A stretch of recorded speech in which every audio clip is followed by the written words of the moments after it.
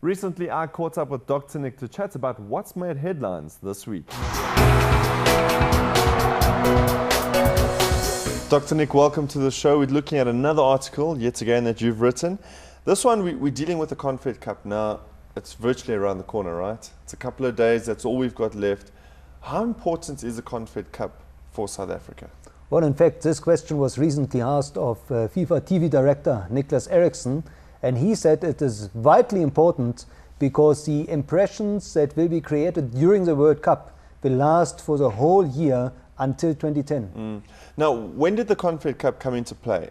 Excuse the pun, actually, but when did it all start and the importance of it? When did that all start? Well, it started back in 1997 when at the first tournament Brazil won that tournament, and then it was run every 2 years, which actually proved to be ineffective.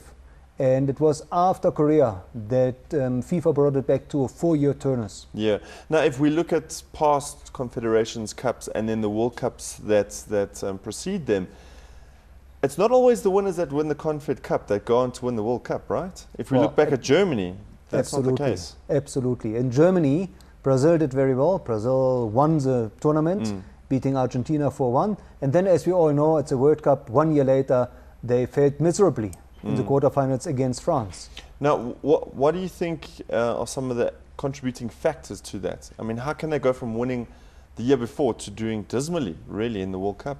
Well, it has a lot to do with the performance of the team on the day. It also has a lot to do with the setup. Many teams do consider the Confederations Cup as really a test run, a guinea pig, not the real thing. So you find that especially the smaller teams at the World Cup are obviously much more hungry.